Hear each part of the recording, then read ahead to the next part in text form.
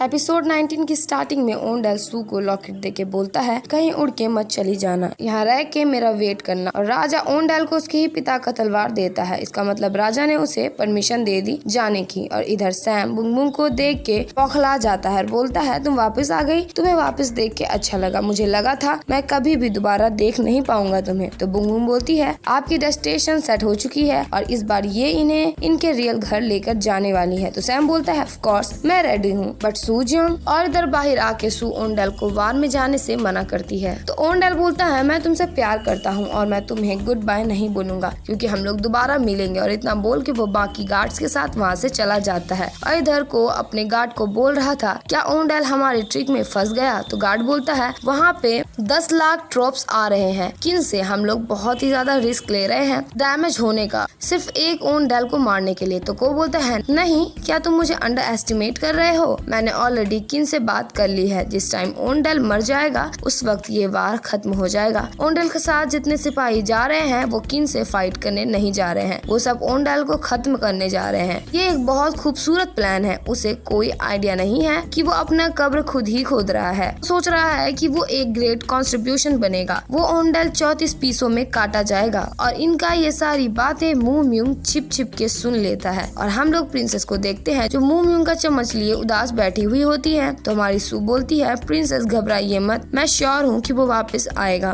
तो प्रिंसेस बोलती है क्या तुम घबराई हुई नहीं हो कि वो भी तुम्हारे पास आएगा। तो सू बोलती है मुझे ऐसा महसूस हो रहा है कि हम लोग दोनों बहन हैं, जैसे हम लोग बैठे हुए हैं। तो प्रिंसेस बोलती है बहन ठीक है, तब तुम बड़ी बहन हो। तो सू बोलती है क्या, मैं तो सुपर यंग लगती हूँ, मैं डेफिनेटली यंगर लगती हूँ। तो प्रिंसेस बोलती है तो इस साल तुम्हारी क्या उम्र होगी। तो सू बोलती है मैं इस साल 26 की होंगी। तो प्रिंसेस बोलती है मैं सिर्फ 18 की हूँ, मेरी स्किन को देखो, टीन्स और 20s में बहुत डिफरेंट होता है। तो सू बोलती है तुम बहुत लकी हो मेरी छोटी बहन। तो प्रिंसेस बोलती है एनीवे नानियन, क्या तुम्हें जवान आदमी पसंद है। तो सू बोलती है नहीं, मुझे जवान लोग पसंद नहीं है। तो प्रिंसेस बोलती है ओंडेल तुमसे छोटा है, मैंने उसे लास्ट टाइम पूछा था, उसने मुझे बताया कि वो 24 का है। तो सू बोलती है वो 24 का है, उसकी हिम्मत कैसे हुई मेरे सामने इतना कैजुअली बात करने की, जब वो मेरे से 2 साल छोटा है। उसे मुझे थोड़ा रिस्पेक्ट देना चाहिए जो मैं उसे देती हूँ। गाइज आप सभी से बोलना चाहती हूँ कि वीडियो अगर अच्छी लग रही है तो वीडियो को लाइक कीजिए, शेयर कीजिए और कमेंट भी कीजिए। और अगर आप मेरे चैनल पे न्यू हैं तो मेरे चैनल को सब्सक्राइब कर लें और साथ ही साथ बेल आइकन को भी प्रेस कर दें कि जिससे आपको मेरी वीडियोस की नोटिफिकेशन सबसे पहले जाए। तो प्रिंसेस बोलती है ओंडेल तो ट्रबल में फंस गया है, अगर वो वार में बच के आ गया तो तुम्हारे हाथों से मारा जाएगा। मुझे यकीन है कि वो वापस जरूर आएगा मेरी डियर बहन। और फिर हमारा सैम सू को आके बताता है कि बुंगबुंग वापस आ गई है। और ये तीनों बुंगबुंग के पास आते हैं और सबसे ज्यादा खुश तो हमारी प्रिंसेस थी बिकॉज उन्हें लग रहा था बुंगबुंग उसे और मुंह म्यूंग को लेने आया है। तो सैम सू को बोलता है मुझे ऐसा नहीं लगता, मुझे लगता है कि बुंगबुंग हम दोनों को लेने आई है। तो सैम सू को दिखाता है कि डेस्टिनेशन सेट हो गई है। तो प्रिंसेस बोलती है हम लोग अभी जा सकते हैं, पर हम लोग अभी नहीं जाएंगे क्योंकि मुंह म्यूंग और ओंडेल दोनों यहाँ नहीं है। मैंने सही बोला ना। और फिर सू और सैम बुंगबुंग में एक लेटर देखते हैं जो उनके लिए CEO ने भेजा था, जिसमें लिखा हुआ था सूजोंग और सैम योंग, ये सूजोंग के लिए जो गोल्ड से भी ज्यादा मेरे लिए महंगी है, मैंने टायर्स को चेंज कर दिया है, सो अब तुम लोग ग्रेवल में भी गाड़ी चला सकते हो। सैम योंग तुम एक नीट फ्रेक डेस्पीट हो, मैंने इन गाइन रूम अच्छे से फिक्स और क्लीन कर दिया है। सूजोंग हमेशा बोलती थी कि वो कॉस्मोस फ्लावर की जैसी लगती है, सो इसलिए मैंने थोड़ा एयर फ्रेशर गाड़ी में डाल दिया है जिससे वो कॉस्मोस के जैसे महके। इस कार के साथ कभी भी वापस आ जाना तुम दोनों मेरे लोग, मैं तुम लोगों का इंतजार करूंगा मरते दम तक। और ये पढ़ के वो दोनों काफी इमोशनल हो जाते हैं। तो प्रिंसेस पूछती है कि ये CEO कौन है। तो वहाँ राजा आ जाते हैं जिसे देख सैम बोलता है यही तो हमारे CEO हैं। और राजा तुरंत अपनी बेटी को वहाँ से उसके रूम भिजवा देते हैं। तो सैम बोलता है ये लोग दिखने में सेम लगते हैं पर ये वाला ज्यादा डरावना है। तो राजा बोलता है तुम्हारी हिम्मत कैसे हुई इस चीज को वापस बुलाने की और वापस प्रिंसेस को किडनैप करने की। मैं चाहे तो तुम लोग को अभी भी मार डालूंगा, बट मैंने ओंडेल से एक प्रॉमिस कर रखा है, पर इस बर्ड को मैं नहीं छोड़ूंगा, इसे जला के मार डालो। तो सैम बोलता है नहीं, तुम लोग ऐसा नहीं कर सकते हो, हम लोग इसके बिना यहाँ से जा नहीं पाएंगे। तो वहाँ राजा बोलता है वापस जाना, क्या तुम लोगों ने प्लान किया है कि तुम लोग वापस वही चले जाओगे जहाँ से तुम लोग आए हो। तो सैम बोलता है हाँ हम लोग जा रहे हैं, है ना सूजोंग। बट हमारी सू इसमें कुछ भी नहीं बोलती और बस अपने लॉकेट को पकड़ के रखती है। तो सैम बोलता है नहीं मैं नहीं जाऊंगा, मैं अकेले नहीं जाऊंगा, मैं कैसे अकेले जा सकता हूँ, तुम ये ऑलरेडी जानती हो वो तुम्हारे लिए हमेशा वहाँ इंतजार करेंगे। और इधर प्रेजेंट टाइम में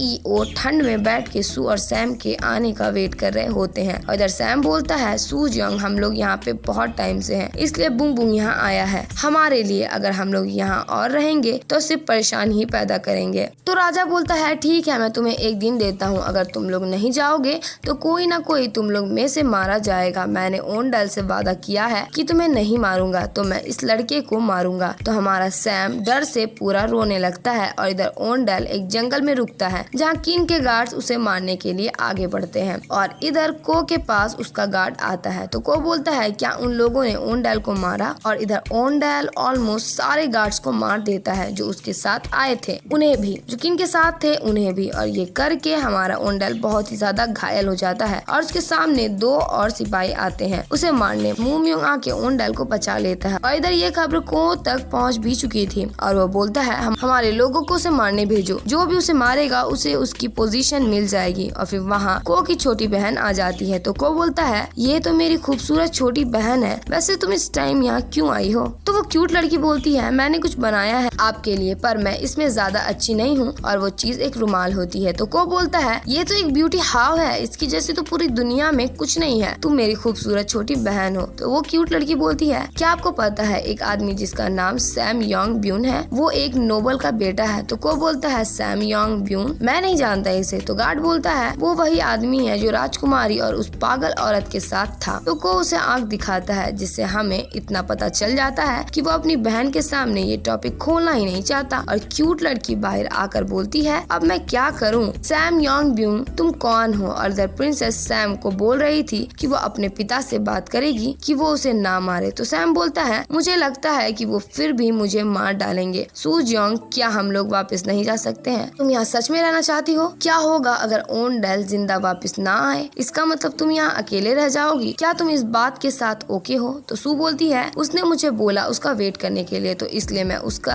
आने तक का वेट करूंगी। मैं श्योर हूँ कि वो जिंदा वापस आएगा। तो वहाँ को की छोटी बहन आती है, जिसे देख सैम छिप जाता है और हमारी शू शॉक्ड होकर बोलती है, ग्वांग नियॉन? तो ये नियॉन बोलती है, मुझे आप लोगों से मिलके अच्छा लगा, मैं को परिवार से हूँ और मैं को योंग की छोटी बहन यी योन को हूँ, नोबल के बेटे सैम योंग ब्यून, प्लीज तुम बाहर आ जाओ। तो सू सैम को मार के उसके ठिकाने लगाने लगती है, इसलिए क्योंकि वो लोगों को बेवकूफ बना रहा था अपने आप को नोबल का बेटा बोल के। तो यी योन बोलती है, आप रुक जाओ, अगर इसे मार खाने की जरूरत है तो वो इंसान मैं हूँ जिसे इससे मार खाना चाहिए। तो प्रिंसेस बोलती है, क्या तुम यहाँ सैम योंग को देखने आई हो? तो सैम यी योन का हाथ पकड़ के उससे माफी मांगने लगता है। तो यी योन बोलती है, मैं घबराई हुई थी, मैंने सुना जनरल ओंडेल और मूम्यूंग जल्द ही मारे जाएंगे। और ये सुन के प्रिंसेस तुरंत राजा के पास आकर उन्हें बचाने का रिक्वेस्ट करने लगती है। तो राजा बोलता है, प्रिंसेस प्योंगयांग, मैं उन्हें बचा लूंगा, नो मैटर कुछ भी हो जाए। और हमारी प्रिंसेस राजा को गले लगाकर बहुत ही ज्यादा रोने लगती है। तो राजा बोलता है, ये क्या हो रहा है? मैंने तुम्हारी खुशी के लिए सब कुछ किया, पर अभी भी तुम दुखी हो। और इधर हम लोग इन दोनों को देखते हैं, माने तो ओंडेल और मूम्यूंग, और ये दोनों मिलके बहुत ही अच्छे से अपने दुश्मनों से फाइट कर रहे थे। और वो दोनों मिलके सारे दुश्मनों को खत्म करके एक दूसरे को थम्स अप देते हैं कि दूर से एक तीर आता है ओंडेल की तरफ, जो मूम्यूंग देख लेता है। ओंडेल की जगह वो तीर का निशान खुद पे ले लेता है और उसकी हालात बहुत खराब हो जाती है। और यहाँ पे हम लोग पहली बार उसकी आवाज सुनते हैं और उस दर्द में भी वो सिर्फ प्रिंसेस प्योंगयांग का ही नाम ले रहा था। इधर प्रिंसेस को भी बहुत बैड वाइब आने लगती है और इधर इन दोनों के सामने को आता है, जिसे देख ओंडेल अपनी तलवार निकालता है और बोलता है, को योंग, तुम आज मेरे हाथों से मारे जाओगे। तो को बोलता है, नहीं ओंडेल, तुम हो जो मेरे हाथों से मारे जाओगे। और वो दोनों एक दूसरे को मारने के लिए आगे बढ़ते हैं। और इधर सू बुंग बुंग के अंदर बैठ के हिस्ट्री बुक पढ़ रही थी, इस होप से कि कुछ बदल जाए, बट ऐसा कुछ नहीं होता। तो बुंग बुंग उसे पूछता है, क्या तुम अभी जाने के लिए तैयार हो? तो सू बोलती है, नहीं, मुझे नहीं लगता मैं जाऊंगी, पर तुम सैम योंग को लेकर जा सकती हो। सर, मुझे माफ करना। तो वहाँ सैम आकर बोलता है, मुझे भी माफ करना, मुझे नहीं लगता मैं घर जा पाऊंगा। सू जंग, मुझे माफ करना, मुझे लगता है अभी मैं तुम्हें समझ सकता हूँ, मैं जाना नहीं चाहता उस इंसान को छोड़ के जो मुझे सेव करने के लिए इतना कुछ कर रहा हो। तुम्हारा इसमें क्या कहना है? मैं तुम्हारे साथ ओंडेल का वेट करूंगा। तो सू बोलती है, मैं इंतजार नहीं करूंगी, मैं उसके पास जा रही हूँ। राजा ने अपने ट्रूप्स भेजे, पर फिर भी ये किताब बदली नहीं। तुमने मुझे बोला था हिस्ट्री मेरी वजह से बदल गई है, सो इसलिए मुझे जाना होगा, मुझे ये बदलना है। तो सैम बोलता है, तो तुम इस तरह मरना चाहती हो?